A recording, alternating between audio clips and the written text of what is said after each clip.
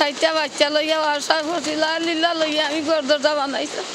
আমরা খাওয়ার জায়গা পারাম না, থাকার জায়গা পারাম না। খুব ক্ষতিগ্রস্ত হয়ে গেছে, বাড়িঘরের অবস্থা, থাকার কোনো পরিবেশ নাই। রান্না বান্না আমাকে কোনো চলতেছে না, ওই উঁচু জায়গায় গরু বাছুর সব কিছু।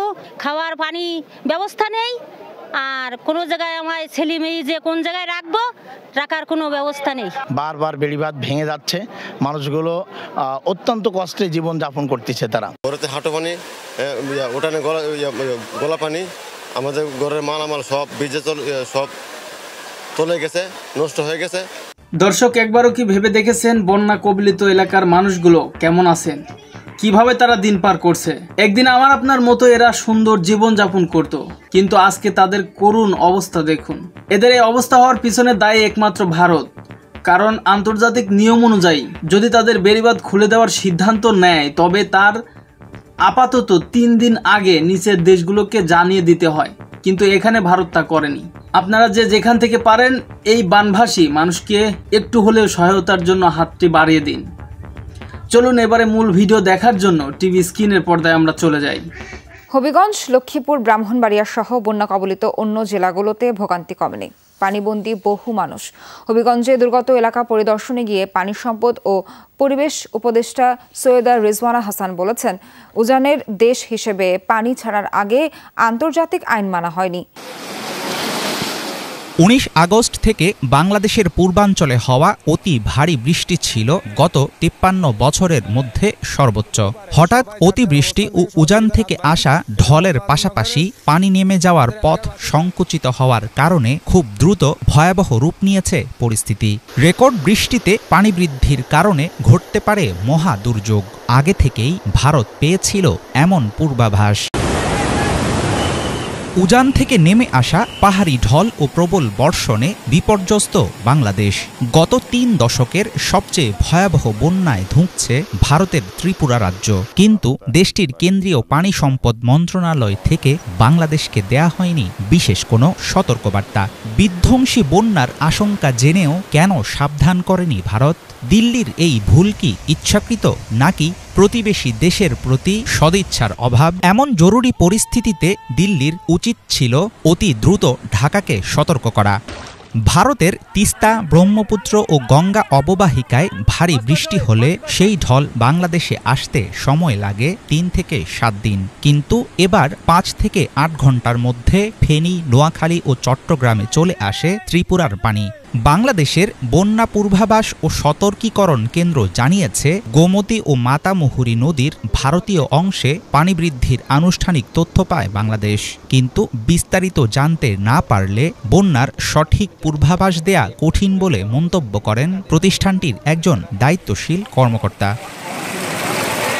আবহাওয়া সংশ্লিষ্ট বিশেষজ্ঞরা বলছেন, 10 দিন আগেই দেয়া যেত এমন বর্ষণের সাধারণ পূর্বাভাস, আর 3 দিন পূর্বে দেয়া যেত শতকরা 90% নিশ্চিত খবর।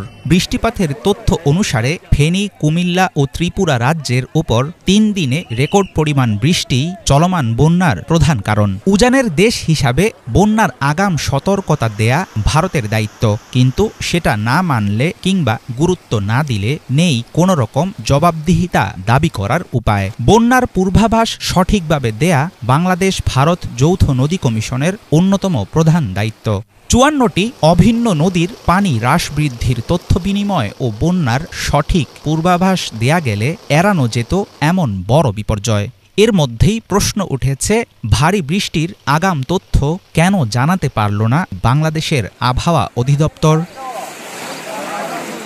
2022 সালে বাংলাদেশের চট্টগ্রাম বিভাগে করা হয়েছিল প্রায় 20,000 নদী খেকো দখলদারের তালিকা, যাদের বেশিরভাগই ছিল তৎকালীন ক্ষমতাসীন দল আওয়ামী লীগের নেতাকর্মী।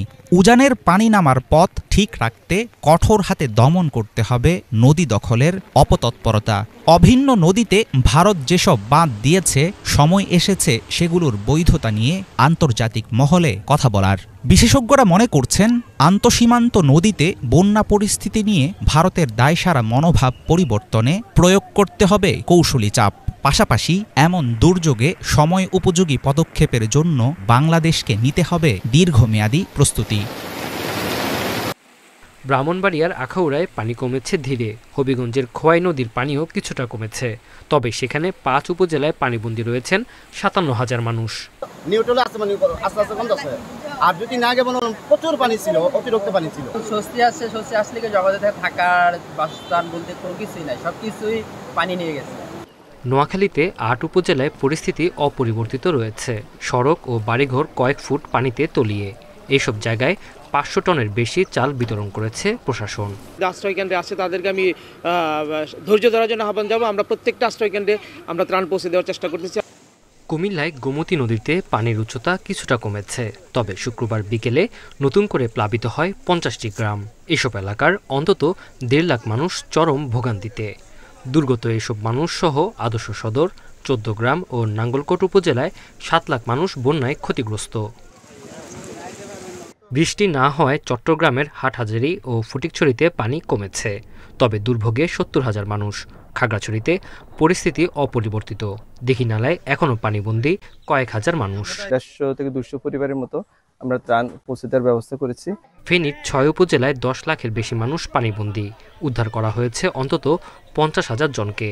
বিদ্যুৎ বিচ্ছিন্ন সব এলাকা। সশস্ত্র বাহিনী সহ বিভিন্ন আইনশৃঙ্খলা বাহিনী ও স্বেচ্ছাসেবী সংগঠন ত্রাণ ও উদ্ধার তৎপরতা চালাচ্ছে। আমাদের মাদ্রাসা স্কুল যেগুলো আছে ওইগুলোতে একটা মানে খাবারের লাগা কান্নাকাটি করতেছে।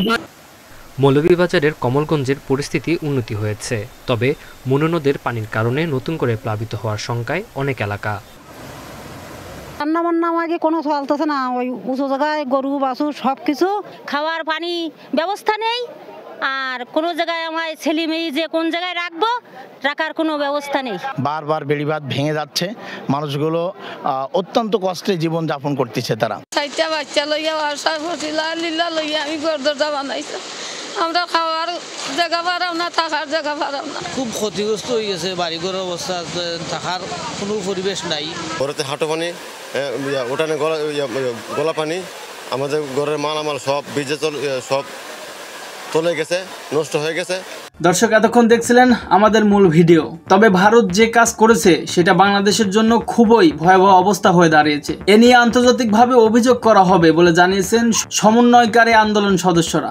এদিকে ভারতের ডুম্বুর ও গজনডোবা বাঁধ খুলে দেওয়ায় আকস্মিক বন্যার সৃষ্টি করেছে ভারত, এবং ন্যায্য পানির হিসাব দাবিতে রাজশাহী বিশ্ববিদ্যালয়ে বিক্ষোভ সমাবেশ করেছে শিক্ষার্থীরা। তারা আরও জানিয়েছেন, প্রতি বছর পানি আটকে রেখে শেখ হাসিনার কাছ থেকে ইলিশ মাছ বিনামূল্যে আমদানি করত ভারত। এবারে ভারতে ইলিশ মাছ যাবে না। এবার কি তাহলে তারই প্রতিশোধ হিসেবে বাংলাদেশের মানুষকে পানিতে তলিয়ে মারল ভারত? এদিকে টানা বৃষ্টিপাতের পর আজ নোয়াখালীতে ঝলমলে রোদ উঠেছে।